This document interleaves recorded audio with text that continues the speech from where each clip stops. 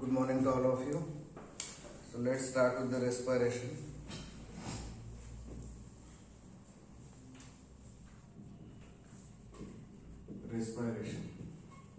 Respiration क्या है? It is a catabolic process.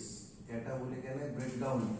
हमने देखा था photosynthesis is anabolic process and respiration is catabolic process. In photosynthesis, small molecules like carbon dioxide and water unite to form complex molecule like carbohydrate. In respiration, the carbohydrate, which is complex molecule, is broken down into simpler molecules. So catabolism is breakdown of the substance. So it is catabolic process. It is oxidation of food material. This is very important. हम जो food लेने वाले हैं, चाहे carbohydrate, fat, protein, organic acids, जो भी है, उसका क्या होने वाला है? Oxidation will occur, catabolism will occur, और इसमें क्या होगा? Liberate energy. रेस्पिरेशन में एनर्जी रिलीज होगी इसके ऑक्सीडेशन से, और क्या फॉर्म हो जाएगा? एटीपी फॉर्म हो जाएगा. ATP is the energy currency of a cell. Whenever and wherever our body requires energy, we get instantly that energy from the adenosine triphosphate. Adenosine triphosphate का थर्ड फॉस्फेट ब्रेक हो जाएगा. वो break होते से ही हमें instant energy मिल जाएगी. As we get instant energy from the ATP, it is our energy currency. और ये जो एटीपी फॉर्मेशन हमारे बॉडी में होता है, ये माइटोकॉन्ड्रिया में होता है. इसलिए mitochondria is called as power house of the cell. So catabolic process, oxidation of food, इसमें एनर्जी लिबरेट होगी और एटीपी फॉर्मेशन हो जाएगा. रेस्पिरेशन जो है ये पूरी तरह से सेल्यूलर प्रोसेस है, इसलिए हम इसको सेल्यूलर रेस्पिरेशन भी कहा करते हैं. ये पूरी तरह से सेल में होती है, ध्यान में रखना. रेस्पिरेशन ये सेल्यूलर प्रोसेस है. रेस्पिरेशन जो है इसके दो मेन टाइप्स हैं. Aerobic respiration and anaerobic respiration. Aerobic respiration is the process where there is an involvement of oxygen, जहां पे ऑक्सीजन की इन्वॉल्वमेंट होती है और टर्मिनल ऑक्सीडेशन होता है. जो लास्ट स्टेप होती है वो ऑक्सीडेशन से होती है, यानी इसकी इन्वॉल्वमेंट से होती है, तो इसको टर्मिनल ऑक्सीडेंट भी कहा जाता है. तो aerobic respiration is the process where oxygen is involve. Process of breakdown of food molecule. This is the process of breakdown of food molecule, carbohydrate, fats वगैरह. तो उसमें ऑक्सीजन यूज होने वाला है, इसलिए उसको एरोबिक कहेंगे. अनएरोबिक में there is no use of oxygen, that is no terminal oxidation. Are you getting my point clearly? There are two types of respiration, aerobic and anaerobic respiration. In aerobic respiration, oxygen is utilized. Aerobic respiration जो होता है उसमें complete oxidation of food होता है, complete oxidation of carbohydrate. In aerobic respiration, complete oxidation of carbohydrate takes place. Complete oxidation of carbohydrate में भी main कौन होता है? ग्लूकोज. इसमें कंप्लीट ऑक्सीडेशन ऑफ ग्लूकोज होता है, उसका कन्वर्शन CO2 H2O में होता है, और हमारे बॉडी में 38 ATP हमें मिल जाते हैं.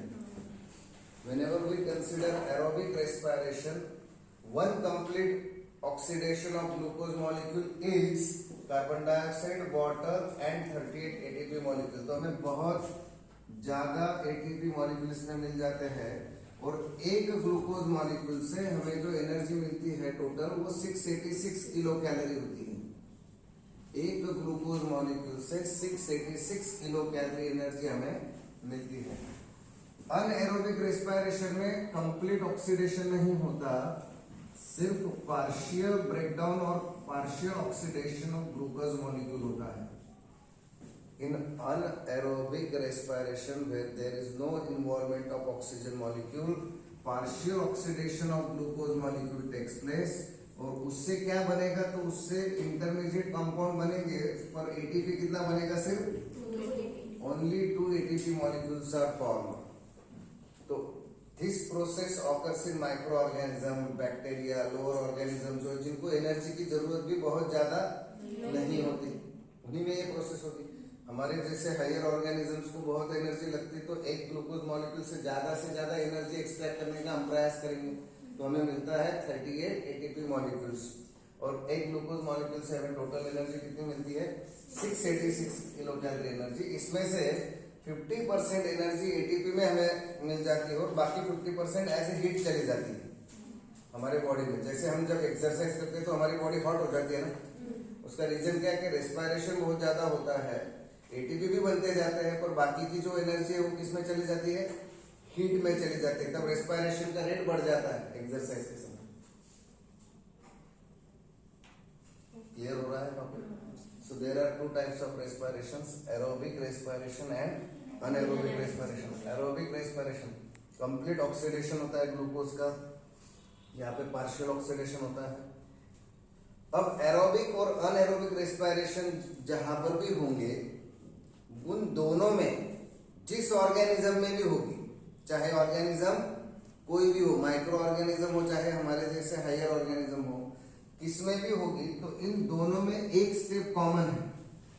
कॉमन स्टेप, कॉमन पाथवे भी उसे कहा जाता है, और वो होता है इनिशियल स्टेप, इनिशियल, और वो भी क्या, partial breakdown of glucose molecule. ध्यान देना अच्छी तरह से, एक स्टेप समझना है. Partial breakdown of glucose molecule. Aerobic and anaerobic respiration का पहला स्टेप क्या है कि ये ऑक्सीजन यूज करता है, इसको ऑक्सीजन की जरूरत नहीं है. इसमें पूरा ऑक्सीडेशन होता है, इसमें पार्शियल होता है, इसमें 38 ATP मॉलिक्यूल बनेंगे, इसमें 2 ATP मॉलिक्यूल बनेंगे, इसमें NADH2 भी बनेगा, इसमें NADH2 भी बनेगा, इसमें कोई भी NADH2 नहीं बनता है. तो यहाँ पे ये सारी चीजें इंपॉर्टेंट है. ये इंपॉर्टेंट नहीं था, जो मेन था हमने लिख लिया. इनिशियल और पार्शियल ब्रेकडाउन ऑफ ग्लूकोज जो है उसे कहते हैं ग्लाइकोलाइसिस साइकिल. ग्लाइकोलाइसिस, ग्लाइको यानी ग्लूकोज, लाइसिस यानी ब्रेकडाउन, तो ग्लूकोज का पार्शियल ब्रेकडाउन ये कॉमन पाथवे में होता है, उसे ग्लाइकोलाइटिक पाथवे कहा करते हैं, या एम्बेडन मेयर ऑफ पार्नस पाथवे भी कहा जाता है. साइंटिस्ट का नाम है Embden mayor of and Parnas. तो EMP पाथवे, ग्लाइकोलाइटिक पाथवे भी इससे कहा जाता है. ये कॉमन टू बोथ है, एरोबिक एंड अनएरोबिक. अब रेस्पिरेशन ये सेल्यूलर रेस्पिरेशन प्रोसेस है. इसके लिए जो ऑर्गन है मेनली ये सेल में होता है. सेल के अंदर साइटोसोल या साइटोप्लाज्म, साइटोसोल या साइटोप्लाज्म और माइटोकॉन्ड्रिया, इन दोनों की मदद से इसमें रेस्पिरेशन पूरा होगा. पर माइटोकॉन्ड्रिया हर टाइप के रेस्पिरेशन में यूज नहीं होता, पर चाहे एरोबिक रेस्पिरेशन हो चाहे अनएरोबिक रेस्पिरेशन हो, whatever may be the type, first और common step of both respiration occurs in and that is the glycolytic pathway. It is a cytoplasmic pathway. Cytoplasm में परफॉर्म होती है. अगर आपको एग्जाम में क्वेश्चन आया कि जैसे light reaction occurs in grana, dark reaction occurs in stroma, तो glycolysis occurs in cytoplasm of a cell. Glycolysis is a cytoplasmic reaction. Common pathway है, इनिशियल और partial breakdown of glucose molecule है. Embden Meyerhof common Meyerhof Parnas pathway है, cytoplasm में होती है. Clear हो रहा है? अब इसका हम डिटेल आगे देखने वाले हैं. फिलहाल हम इंट्रोडक्शन टू रेस्पिरेशन टॉपिक देख रहे हैं.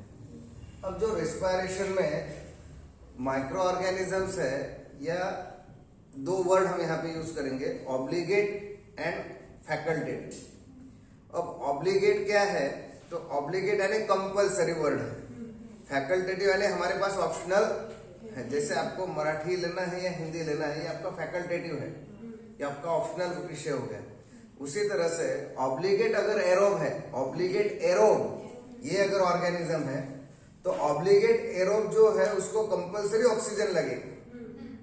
जैसे हम लोग वी आर ऑब्लिगेट्स, हम कंपलसरी ऑक्सीजन के बगैर रह नहीं सकते। ऑब्लिगेट अनएरोब है तो it strictly perform respiration without help of oxygen, obligate compulsory. पर अगर फैकल्टेटिव अनएरोब है, we are not facultative, facultative anaerobe है तो facultative anaerobe can perform the process in presence of oxygen और इन एब्सेंस ऑफ ऑक्सीजन। दोनों word आपको समझ में आए। ऑब्लिगेट जो है वो कंपलसरी है।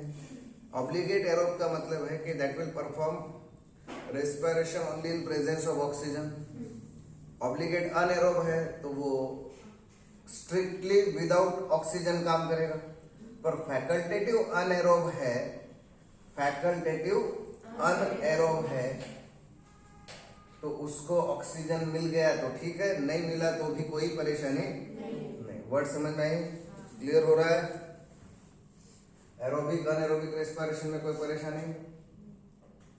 अब रेस्पिरेशन इसमें हम आगे देखेंगे कि ये जो इनिशियल स्टेप है ये कॉमन पाथवे है।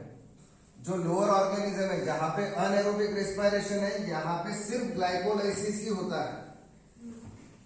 In aerobic respiration it is the first step. In aerobic respiration glycolysis is the first step of respiration, but in anaerobic respiration it is the only step. It is the only step. इसका मतलब सिर्फ glycolysis ही होता है। Anaerobic में सिर्फ glycolysis ही होता है और एरोबिक में ग्लाइकोलाइसिस के बाद और दो साइकिल है, Krebs cycle and electron transfer chain.